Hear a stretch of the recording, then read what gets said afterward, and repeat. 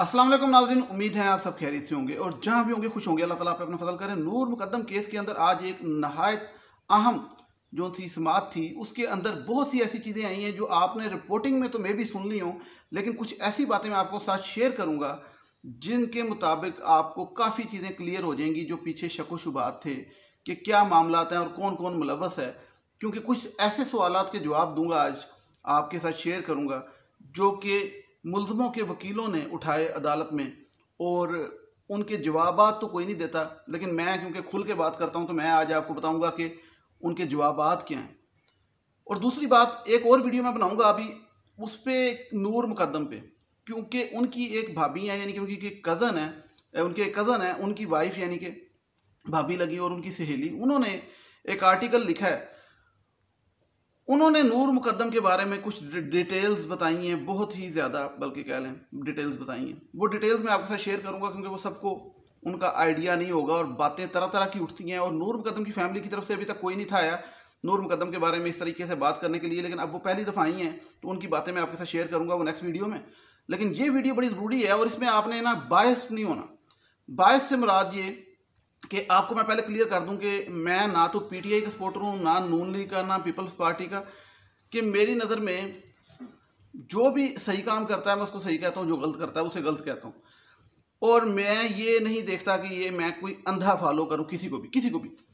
तो यहाँ पे मैं इसलिए बात करना ज़रूरी समझता हूँ कि आप लोगों से एक सवाल करता हूँ कि आप लोगों में से कोई ऐसा है जो नूर मुकद्दम की साइड ले रहा है, उसके हक़ में बोल रहा है, और आप लोगों में से कोई उसकी वकालत करे, उसके मुल्ज़िमों की, किसी भी मुल्ज़िम की, वो थेरेपी वर्क्स हों, वो जाकिर फैमिली के उसके अम्मा अब्बा हों, या ज़ाहिर जाफ़र हो, या कोई भी हो, तो आप उनकी वकालत करेंगे। और अगर आप कहते हैं कि नहीं करेंगे उनकी वकालत अदालत में, तो मुझे बताएं जो उनका वकील बनेगा और या साथ वाले मुल्ज़िमों का भी जो सहूलतकार हैं, तो उनके बारे में आप क्या कहेंगे? क्योंकि आज जो बैरिस्टर ज़फ़रुल्लाह नून लीग के हैं, ये ज़रा दोबारा सुन लें, बैरिस्टर ज़फ़रुल्लाह नून लीग के, वो जो ताहिर है सीईओ, जिसके बारे में अब काफ़ी चीज़ें सामने आ रही हैं कि वो किस किस तरीके से मुलव्वस था, और बशर साहब ने तो इस पर पूरा शो कर दिया कि वो उनका मुताबिक दावा उनका कि वो पहले भी काफ़ी इनके राज छुपाता रहा और मुलव्वस रहा है इनके काले करतूतों पे। और अब जो चीज़ें सामने आ रही हैं वो आपके सामने रखता हूँ, लेकिन उसके जो वकील उसका वो अपॉइंट हुआ है जी, वो बैरिस्टर ज़फ़रुल्लाह उन्होंने किया नून लीग का। अब बात ये है कि एक पैसा उनके पास, बैरिस्टर के पास पहले ही बहुत है, करोड़ों रुपए है, तो पैसे की तो कमी नहीं है। लेकिन मुझे पता है इंसान का एक ईमान होता है, कुछ चीज़ होती है कि एक ऐसा केस जिस पे पूरी मुल्क की नज़रें हैं और जिस पे इतनी जुल्म और ज़्यादती हुई, तो हम सोचते हैं कौन कौन वकील होंगे इनके। तो एक तो मैं बता दूं कि सीईओ के जो थेरेपी वर्क्स का जो वकील है वो नून लीग के बैरिस्टर ज़फ़रुल्लाह अल मशहूर, ठीक है। क्योंकि ये मैं आपको बता दूं, अगर आप समझते हैं ना कि अगर कोई ये कहेगा कि वो उनका काम है, जॉब है, पेशा है, और वो थेरेपी वर्क्स वालों ने कौन सा मर्डर किया, तो मैं आपसे सवाल पूछता हूँ, क्या आप एज अ वकील उसका वकील लगेंगे अगर आपकी ये मान में कोई थोड़ी सी है? क्योंकि आज उन्होंने जो दलाइल पेश किए हैं वो तो उन्होंने कातलों को बचाने वाले किए हैं, वो तो उन्होंने उनके हक में किए हैं। तो एक तो ये बात। दूसरी बात ये कि मैं जो थी ना वो समरी बयान करूँगा, सिर्फ डिटेल्स में नहीं जाऊँगा क्योंकि डिटेल्स आपको हर रिपोर्टर दे देगा। उस पर मैं आपको तबसरा करूँगा कि असल हकीकत क्या है। एक इन्होंने दलाइल पेश किया बैरिस्टर ज़फ़रुल्लाह ने अदालत में कि हम इस केस से हमारा कोई तल्लक ही नहीं, क्योंकि अगर हमारा कोई तल्लक होता तो हमने जो है वो मुल्ज़िम को बांध के वहाँ पे रख दिया था, और वहाँ से जब ये मतलब पुलिस आई है तो हमने तो उसको बांधा हुआ था, और हमारा तो अपना बंदा ज़ख्मी था। अगर ऐसा होता तो हम क्यों उसको बांधते? तो उसका मैं आपको जवाब दे दूँ उन्होंने क्यों बांधा। आपको शायद इस चीज़ का मतलब इल्म हो कि ये पहले भी इन्वेस्टिगेशन में बात सामने आ चुकी है कि जो जाकिर जाफ़र है उसने ये फैसला किया था जब उसे पता लगा कि मर्डर हो गया है, कि मैं अपने दोस्तों को फ़ोन करके उसने कहा कि इस मामले को डकैती का रंग दिया जाए।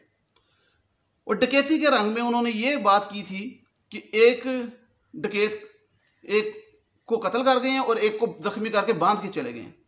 तो अब थोड़ी सी ज़रा कॉमन सेंस से सोचें, तो ये उसको बांधा इसलिए गया था क्योंकि वो आए थे वहाँ पे डकैती का रंग देने, चीज़ें तोड़ने फोड़ने और ये सारा कुछ, और उसको बांध के दो चीज़ें करने आए थे, या तो लाश को ठिकाने लगाना था या डकैती का रंग। ये दो बातें जाकिर जाफ़र ने उनके साथ की थी अपने दोस्तों के साथ। और वो जो ताहिर वो सीईओ वाला, उसने थेरेपी का सीईओ है, उसने ये टीम बजवाई थी कि दोनों में से जो सा मामला होता है। और मैं आपको बता दूं, ये डकैती का रंग देने के लिए उसे बांधा गया था कि ये तो मासूम बांधा हुआ है, ये जख्मी है, इसके पास तो कोई इख्तियार ही नहीं है, तो जब कभी पुलिस आएगी तो ये लगे कि डकैती हो गई है। और वो उसने उसको नूर को जो सा डकैतों ने मार दिया।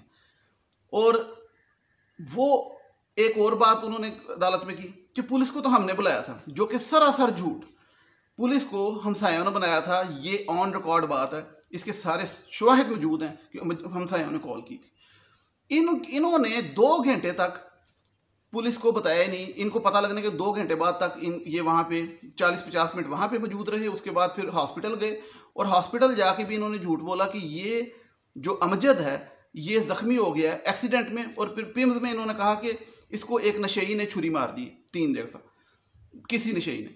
ना इन्होंने हॉस्पिटल में बताया कि क्या वाक़या हुआ है, ना इन्होंने पूरा रास्ता 2 घंटे ये जो वाक़या पूरा और ताहिर मलिक को भी पता था, और ना इन्होंने पुलिस को फ़ोन किया, और हॉस्पिटल में भी झूठ बोला इन्होंने सब। मतलब, और ये बता दूं आपको कि बिल्कुल मर्डर के बाद 7:12 पे 15 मिनट पे 7:06 पे गालबन और 12 मिनट पे 2 कॉल्स की जाकिर जाफर जोन्स है इसका ज़ाहिर का वालिद, उसने वकील को 2 कॉल्स थी। और उन 2 कॉल्स का मतलब क्या है कि उसके बाद 2 दफ़ा बात की और उसके बाद वो टीम गई और उसको पता था, एक तो ये कंफर्म हो गया कि जाकिर को पता था कि मर्डर हो गया और जाकिर का शुरू से हर चीज़ का अंदाज़ा था। दूसरी चीज़ कि वो जो CEO थेरेपी वर्क्स वाला है उसको भी पता था, उसने भी पुलिस को नहीं बताया, ना उस टाइम, ना जाने के बाद, ना वो टीम पहुंचने के बाद, ना वो ज़ख्मी होने के बाद। और इनका जो वकील है जो नून लीग से आए हैं, मैं बार बार कहूँगा, तो जो नून लीग के सपोर्टर हैं वो अगर यहाँ वीडियो देखते हुए ये कहेंगे ना कि नहीं वो नून लीग का मतलब नहीं है, वो बैरिस्टर साहब अच्छे हैं, वो ये उनकी जॉब है, उन्होंने रोटी खानी थी, पैसे कमाने थे, इसलिए वो काम कर रहे हैं, वो अरबपति आदमी है, करोड़पति आदमी, जितना भी अमीर आदमी है, पैसे की बात नहीं है, कोई ईमान की चीज़ भी होती है। और वो थेरेपी वर्क्स वाले एक्सपोज होते जा रहे हैं, उनके खिलाफ बज़ाहिर जर्नलिस्ट के मुताबिक और बज़ाहिर जो इन्वेस्टिगेशन कर रहे हैं उनके मुताबिक वो पहले भी इस तरह के काला करतूतों में इनका साथ देते रहे हैं। और अगर ये बात सच हो जाए और ये भी फ़र्ज़ करें प्रूफ हो जाए कि उन्होंने इस मर्डर को ठिकाने लगाना था या डकैती का रंग देना था, तो वो पूरे 100% मुलव्वस हैं और उसमें उनकी अच्छी खासी 10-12 साल से ऊपर सज़ा बनती है मतलब। और ये इस सूरत में उनका वकील जो है उसका कोई ईमान है, मतलब उसकी कोई बात है, ठीक है आगे। और वैसे भी पॉलिटिकल पार्टी के जो वकील होते हैं उनका तो वैसे ही इन चीज़ों को ध्यान रखना चाहिए कि मुल्की मामला है, वैसे हर टाइम हुकूमत पे तनकीद करते रहते हैं और ख़ुद आगे वकील लग गए उधर, ठीक। तो ये लोग बात नहीं कर रहे बैरिस्टर नसरुल्लाह की क्योंकि लोग डरते हैं कि जी पॉलिटिकल मामला है ये वो, लेकिन मैं जो सी हकीकत है मैं खुल के बयान करता हूँ। दूसरी बात जो मैंने आपको बड़ी ज़रूरी बताई कि वो बैरिस्टर नसरुल्लाह कहते हैं हमने बांधा था उनको उसको जानवर को, तो मैं आपको बता दूं वो जानवर को बांधने की वजह कॉमन सेंस इस्तेमाल करें क्योंकि उन्होंने डकैती का रंग देना था। ये मैं आपको बता दूं वहाँ पे मामले थोड़े गड़बड़ हो गए, ऊपर से वो पुलिस को फ़ोन कर दिया हमसायों ने। पुलिस फ़ोन हमसाए ना करते, इन्होंने नहीं किया, ये झूठ बोल रहे हैं और इन्होंने पूरी गेम चला देनी थी। इससे पहले भी मैंने आपको बताया, ये वाकई याद रखिए कि 3 लड़कियां इस घर से निकली थी नशे की हालत में, उनका एक्सीडेंट हो गया था जिसके मुताबिक बताया जाता है कि वो उनमें से कुछ पहले ही उनका मर्डर हो चुका था। ये मुबशर साहब का दावा है, लेकिन अगर नहीं भी हुआ था तो वो नशे में निकली और उनका एक्सीडेंट हुआ, तो ये कोइंसिडेंस नहीं है। तो ये चीज़ें और पार्टीज वगैरह और ये सारा कुछ वहाँ पे चलता था स्कोप में, और उसके वालिद को पता था कि हमारे घर में क्या हो रहा है, ये जो ज़ाहिर का वालिद है। तो बेसिकली यहाँ पे जो बात करने का मकसद वो रिपोर्टिंग नहीं है, रिपोर्टिंग तो हर कोई कर लेता है, जाके आप सुन भी लेंगे मुख्तलिफ लोगों से।